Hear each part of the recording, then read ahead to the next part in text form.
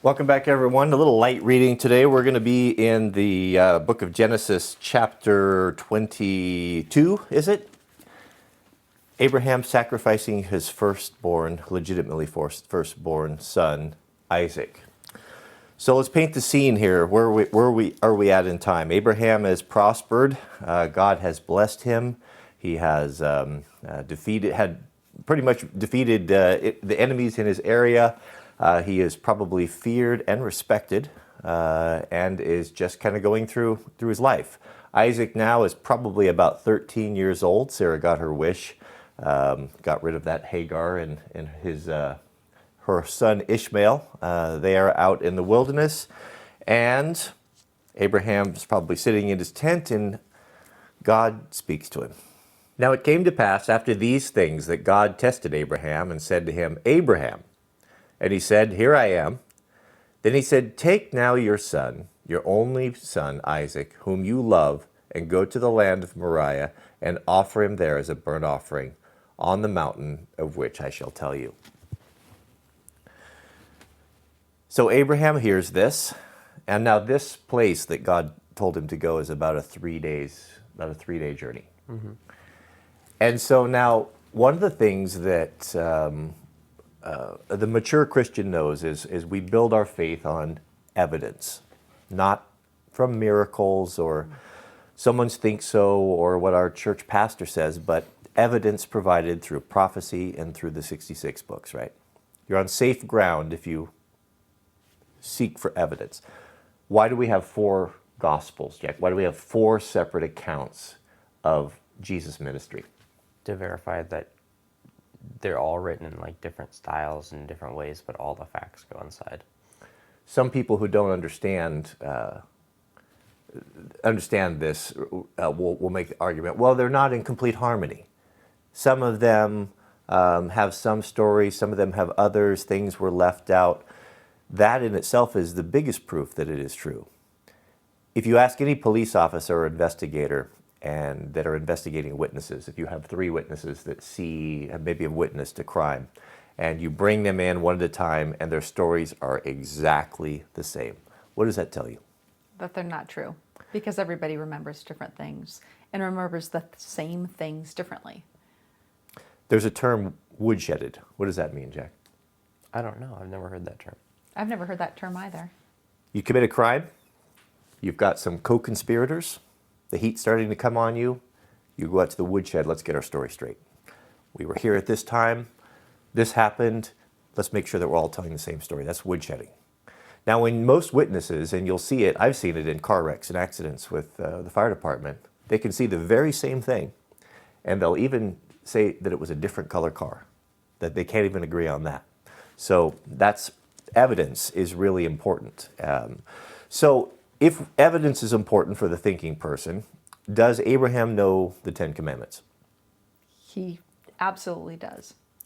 So we have the evidence, we have the 10 Commandments, right, of God, and then we have a booming voice from the sky that tells us to do something in complete opposition to the law of God. What do you do with that? I think this is an interesting story because it asks Abraham to do something against the 10 Commandments.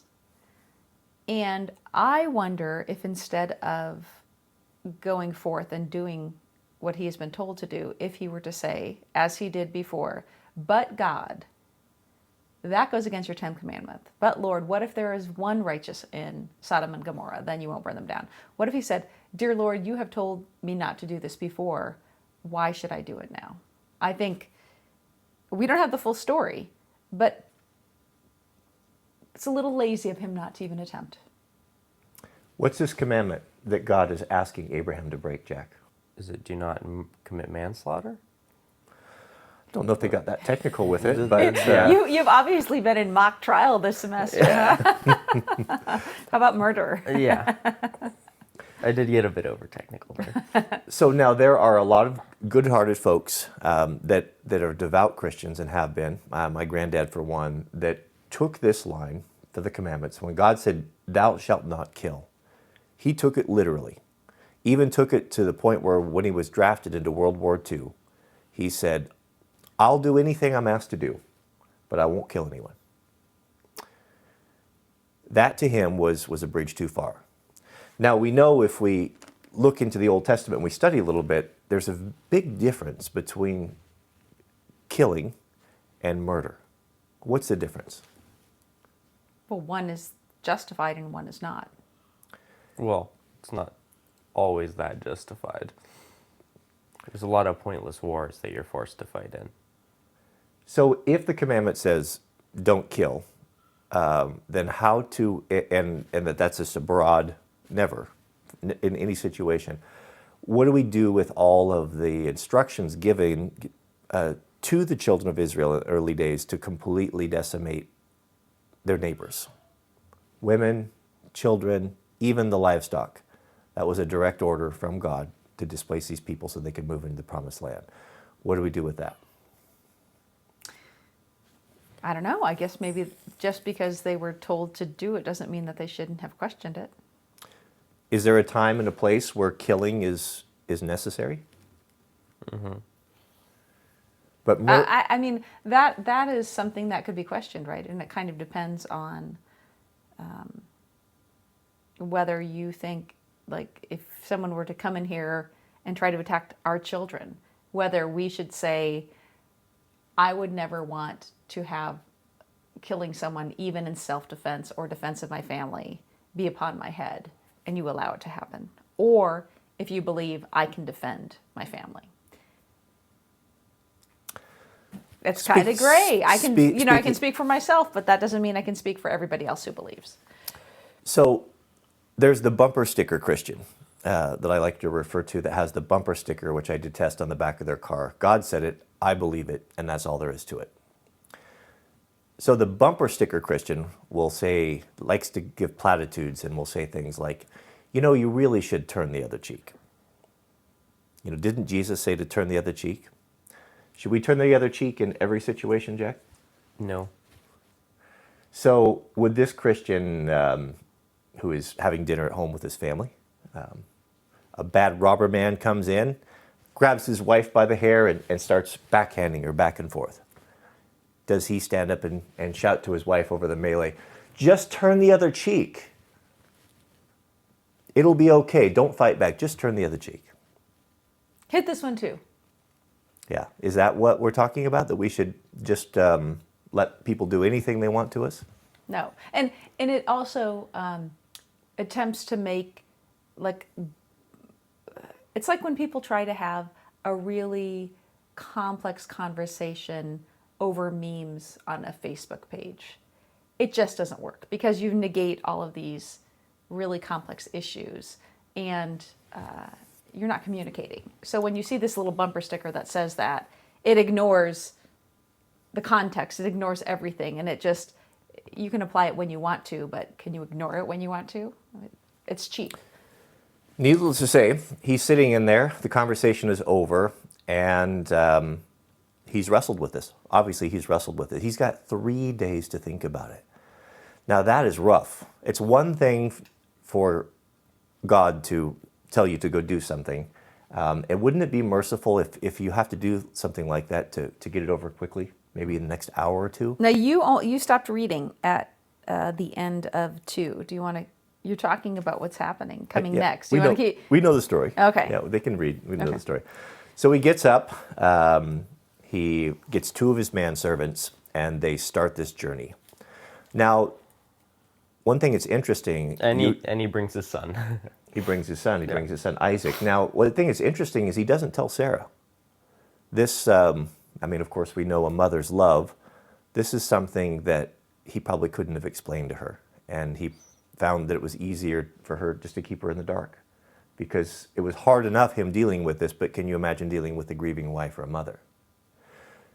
Needless to say, he grabbed 2 manservants, his son Isaac. Did he tell his son Isaac what they were doing? No. He didn't. He kept this all inside.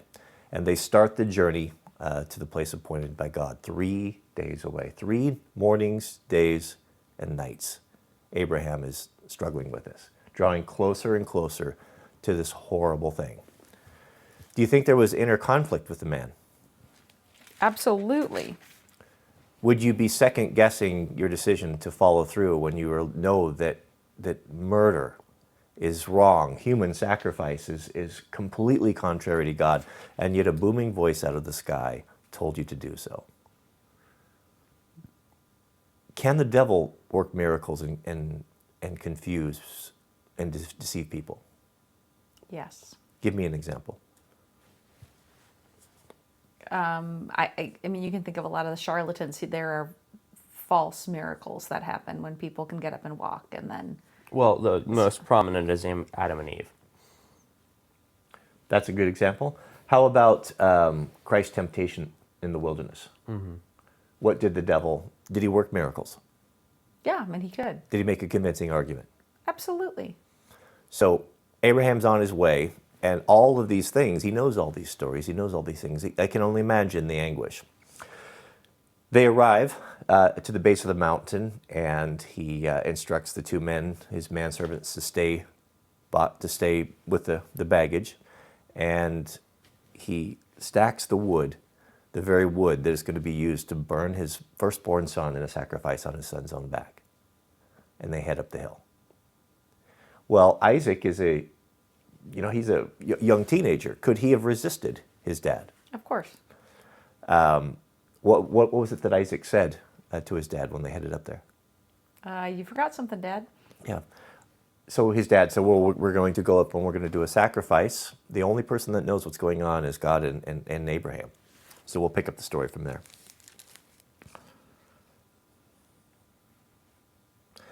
So Abraham rose early in the morning and saddled his donkey and took two of his young men with him and Isaac his son, and he split the wood for the burnt offering and arose and went to a place which God had told him. Then on the third day, Abraham lifted his eyes and saw the place afar off. And Abraham said to his young men, "Stay here with the donkey, the lad, and I will go yonder and worship, and we will come back to you." So Abraham took the wood of the burnt offering and laid it on Isaac his son, and he took the fire in his hand and a knife, and the two of them went together. But Isaac spoke to Abraham his father and said, "My father." And he said, "Here I am, my son." Then he said, "Look, the fire, the wood, but where is the lamb for the burnt offering?" And Abraham said, "My son, God will provide for himself the lamb for a burnt offering." So the two of them went together. You think Isaac's figured this out yet, or is he completely in the dark, Jack? He's probably still in the dark. Why would you think that your father, who is like a devoted, he speaks to God apparently. Well, apparently to you. Maybe Isaac has never heard God before, but you're going up and he's like, well, God will provide for us. You would never think, well, he's going to go up there and sacrifice me. He's thinking that his father's got something in the works. Maybe another servant, maybe something is up on top of this hill, who knows? But I don't think that it dawned on him that this is what's going to happen. Although you might wonder, all of these years, he knows Ishmael was sent away. He knows his dad has some cold heart in him. Has Abraham seen enough from God? Has God come through with every promise he's made to Abraham to this point? Yeah, but he didn't make a promise here. He just told him to do something. But I'm talking about what is Abraham's relationship been with God up until this point? What is Abraham thinking right now? If you're thinking of a possible happy outcome to this, what's probably going through Abraham's mind? Yeah, but he didn't have a positive, happy outcome with Ishmael and Hagar. No. He had to send that son off, so he has not always had great experiences with God. Was that God's plan, Ishmael and Hagar? No. Whose plan was it? Yeah, but he also had the experience of having to leave his homeland, heading off to Canaan. He had the experience of Sodom and Gomorrah, Lot's wife. He's had lots of negative experiences. Mm-hmm. But what I'm talking about is these experiences that are negative that he's had, can we lay those at the feet of God, or can we lay the Hagar-Ishmael incident upon the feet of Abraham and his wife? That's easy to say, but I know at times in our lives when things have been hard, sometimes we have said it was God's fault instead of our fault. And there are some things that we now recognize as our own, but there's still some things where we're like, why, God, why? When you read these stories about the destruction of Sodom and Gomorrah, Ishmael and Hagar being abandoned to the wilderness, it's easy to lay these things at the foot of God. But ultimately, if we look deeper, would these things have happened had Abraham been faithful and followed God's instructions to the T? Would this have been necessary, this Hagar-Ishmael incident? I think one of the things I struggle with there is sometimes you don't know whether you're supposed to wait on God or whether you're supposed to act because God trusts you enough to work with him to achieve certain things. God is pretty vague, to be honest. That's a good point. There's a lot of examples of that. God seems to want people to take people to the very point where it looks like it's hopeless, that there's no way out of it, then he acts. Why is that?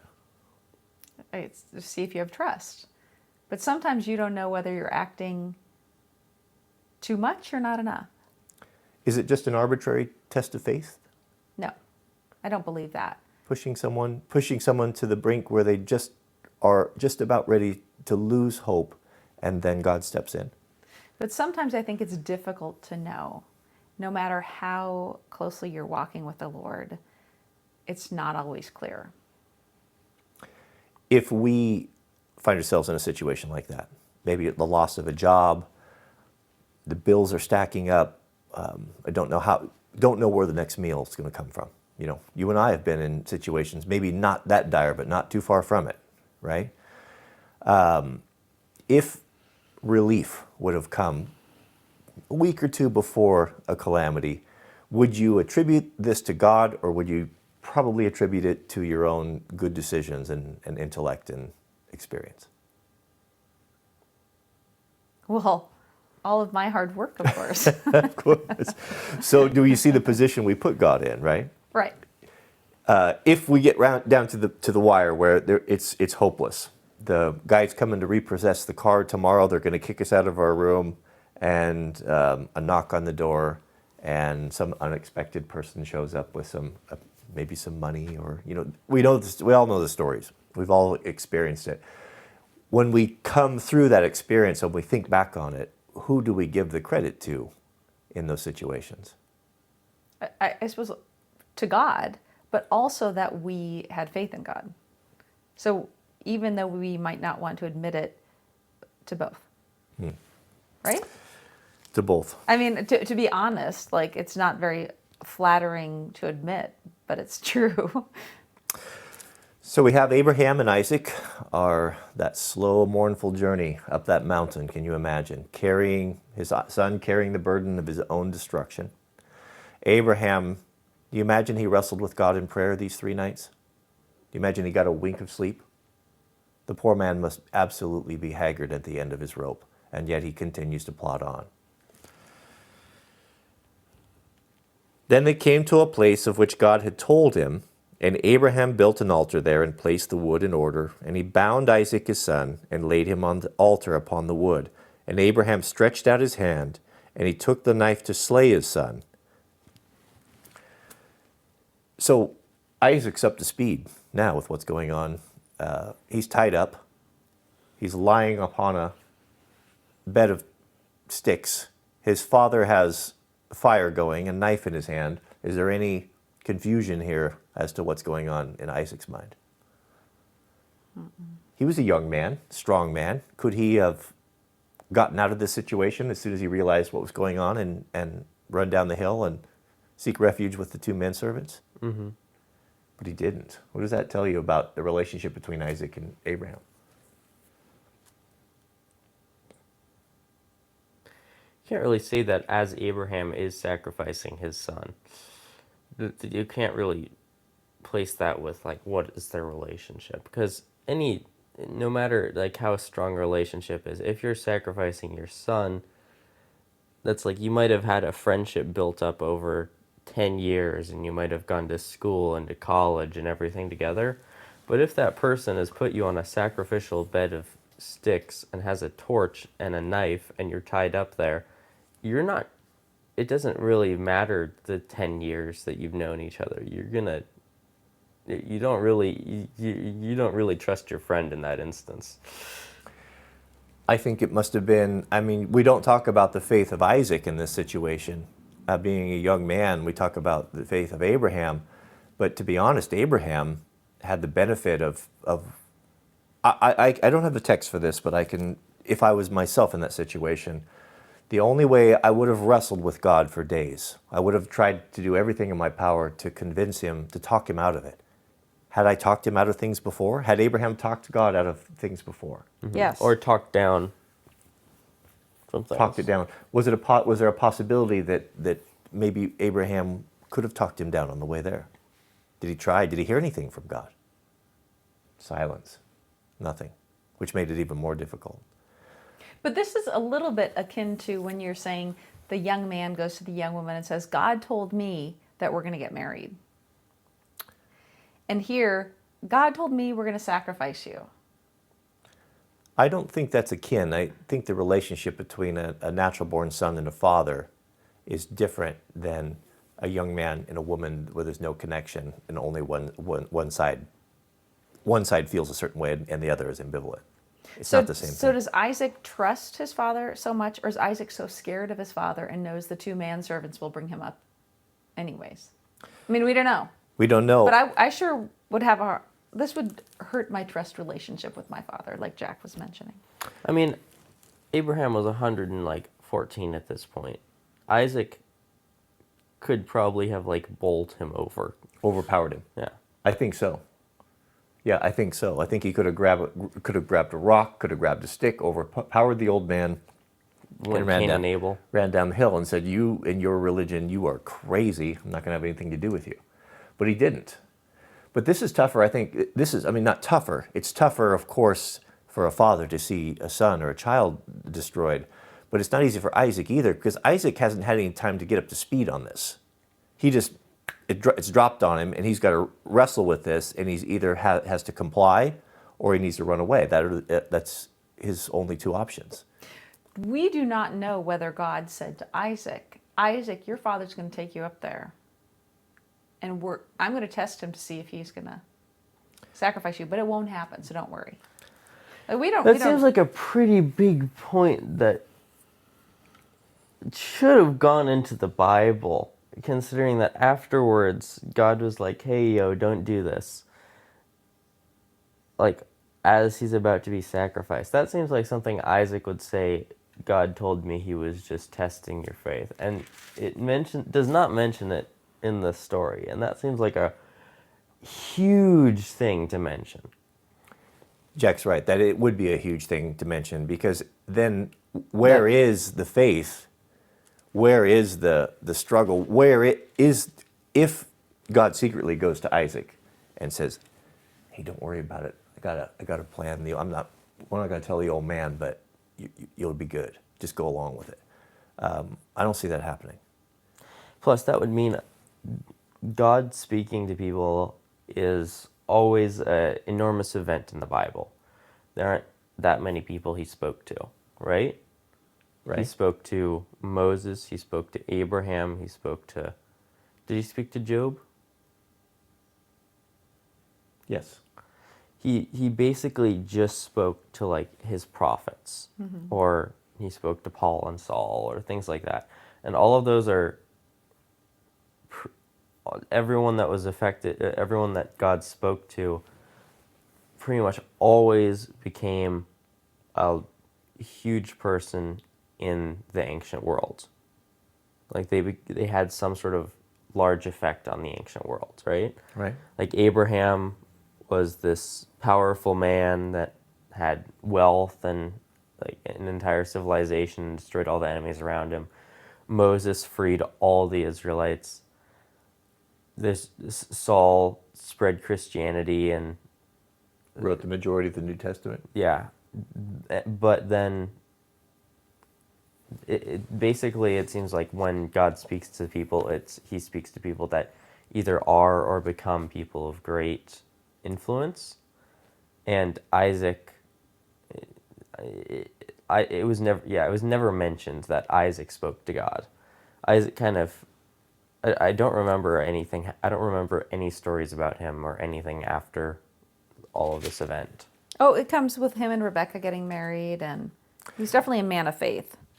Then they came to the place of which God had told him, and Abraham built an altar there, and he placed the wood in order, and he bound Isaac his son, and he laid him on the altar upon the wood. And Abraham stretched out his hand, and he took the knife to slay his son.